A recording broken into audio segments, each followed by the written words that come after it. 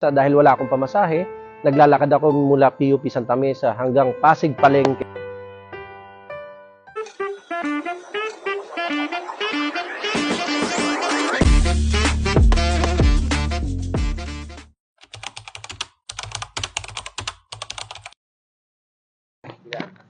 Hi! Good morning! So, kumusta po tayong lahat? I hope you are all doing okay. Kasi ako, okay na okay. Kasi ngayon, gagawin po natin ang segment 2 ng ating Manang Pulis Q&A with PNP Content Creator. So, ngayon, lilipad tayo sa ABSE Group. Yes, sa ABSE Group naman tayo ngayon. So, ngayon ay ipapakilala ko na po kayo sa isang PNP Content Creator na pogi. Yes, ipapakilala ko na po now na si Coach Napulis. So, kumustahin naman natin ngayon si Coach Napulis. Kumusta naman po ang isang Coach Napulis? Ayun, okay naman po si Coach Napulis ngayon. Nandito tayo ngayon sa Camp Crame. Attend po tayo ng practice ng PNP Dance and Fitness Team. Kasama po tayo ngayon sa PNP Chair Dance Team. Ayun, sasabak po tayo sa AFP PNP Olympics. So, thank God at okay ang ating Coach Napulis. Pero sa ngayon, Coach Napulis, ano po yung pinagkakaabalahan natin ngayon? Ngayon po, kakatapos lang po natin mag-schooling. Schooling po natin previous month is BIP SPC. Tayo po ay kasama sa 126. Ayun. VIP. So, Yes, grabe po. yun na. Kumusta naman po yung training? Mahirap ba or sobrang rigid? Hindi po, napakahirap po ng BIP SPC. Ito po ay binibigay po sa ating mga PNP personnel. Sa mga qualified PNP personnel. Napakahirap po ng schooling na to dahil 3 months po i-google natin dito sa 3 months Camp pala. Crame. Yes po, ma'am. Pero okay naman, kinaya. Kinaya naman po sa awa ng Diyos. Kinaya naman po natin yung ating mga pinagdaanan na pagsubok sa schooling na yon. Ayan. So, Ayan. congratulations. So, since may FB page ka, pwede mo pong banggitin para ma-follow ka ng ating mga viewers. Ayan, makikita nyo po ako sa Facebook and YouTube. Meron po tayong Coach Napulis na nagbibigay po ng mga fitness tips sa ating mga kapulisan, hindi lang po sa ating mga kapulisan kundi sa ating mga community na rin. Gusto nilang maging healthy ang kanilang lifestyle. Now, since we are talking about social media, kasi sa ngayon, sobrang napakahalaga ng social media ngayon. Parang naging major part na siya ng ating life kasi dito tayo gumagamit ng pag-share ng thoughts, mga emotions, mga experiences, pwedeng awareness. Halos Yes. talagang lahat, everyday, gamit na yung social media. Yes, ma'am. So, sa tingin nyo po, as isang PNP content creator, ano sa tingin mo ang advantage or importance ng social media? Para sa akin po ay napakahalaga ng ating social media ngayon sa panahong ito kasi maipapaalam natin sa ating mga community yung mga awareness at sa mga community na rin maipapaalam natin sa kanila yung mga tamang impormasyon. Hindi po tayo iba ng landas. Mas napapalapit yung PNP sa ating mga community. Pwede rin po kaming imbitahan sa ating mga barangay or sa ating mga municipality or cities or sa school na pwede po tayo mag-conduct ng mga dance and fitness sa ating mga community. Helpful din siya talaga sa PNP organization kasi syempre napapalapit yung loob kasi sa ngayon madaming mga issues, mga ganun na ganito ang pulis. So, sa paraan na yun ay naipapakita natin na Yes. Pwedeng maging kaibigan ang isang PNP. pulis. Yes po. So, malalapitan mo siya kung kailangan. So, since application ngayon, ano naman po yung maipapayo mo din po sa mga aspiring?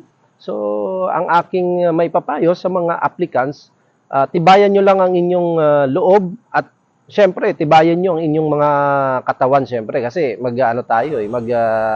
physical agility tayo. So, kailangan natin malakas ang ating katawan. At the same time, mag-focus lang po tayo sa ating goal. Kung gusto nating maging pulis, so, kailangan determinado tayo na maging isang miyembro ng PNP. At syempre, manalig kayo sa itaas. Kasi kung hindi dahil sa kanya, hindi tayo makakarating sa anumang patutunguhan natin. Wow, so grabe namang napakaganda ng talagang advice ng ating coach na pulis sa ating mga aspiring public servants. So, coach, since nasa tayo, tinatanong natin yung about sa mga application, bago po kayo naging pulis, ano po, may mga work na po ba kayo or ano po bang Lugar. So ako, nagkaroon ako ng motivation. Sabi ko, someday, magiging isang pulis ako.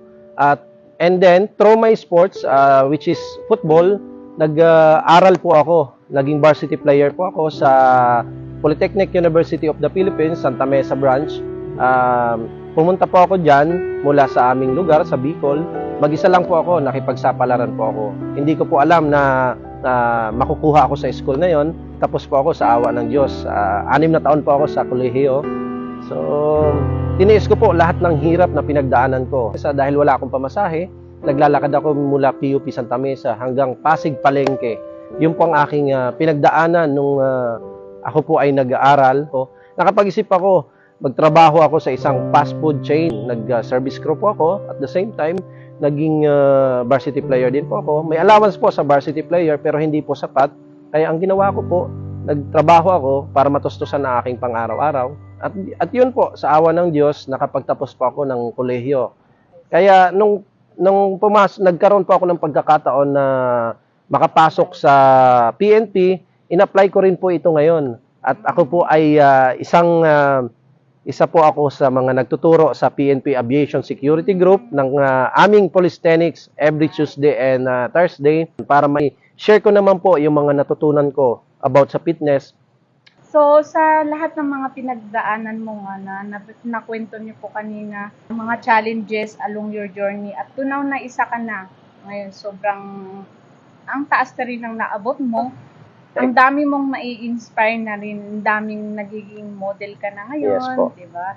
So, ano po kayang advice or message mo po sa younger self mo? Like, for example, if andito yung little coach na police, Apo. ano po yung sasabihin niyo? Ang masasabi ko lang po, maging humble ka lang po all the time. Dahil pag humble ka, lagi kang pinapalad.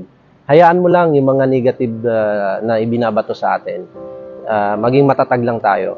At always manalangin lang tayo. At mag-focus lang po tayo sa goal natin kung ano man po ang gusto nating marating tayo. Maging approachable tayo sa lahat ng pagkakataon. Huwag po tayo mag-i-snub-snub. Hindi naman po tayo sikat.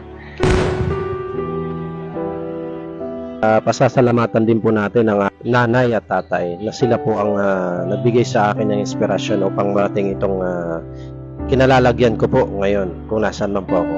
At nais ko lang din po pasalamatan ang aking mahal na asawa at ang aking mga anak dahil sila po ay naging inspirasyon ka rin po sa mga ginagawa ko ngayon. Sila ang dahilan kung bakit ako inspired sa aking trabaho. Ang aking pamilya, sila ang dahilan kung bakit tayo inspired sa ating mga ginagawa. Nakakaano ng puso ba? Kasi talagang kapag si God ang nasa center ng buhay mo, lahat ng pinag-prepare mo ay maaabot mo. Kumbaga, walang imposible. Anyway, ayan, thankful tayo. It's an honor na nandito kasama Salamat natin din po. ngayon si Coach na Pulis. So, pumunta naman tayo ngayon sa Fast Talk.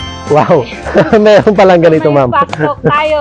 Okay, so hindi tayo papatalo sa mga TV commercial. So, may Fast Talk din tayo. Bigla ako na pressure, ma'am. Hindi, ano lang po. Eme lang. Char. So, number 1. Jogging or walking? Jogging, Combat or shoes? shoes, Writing or reading? reading. FB or Twitter?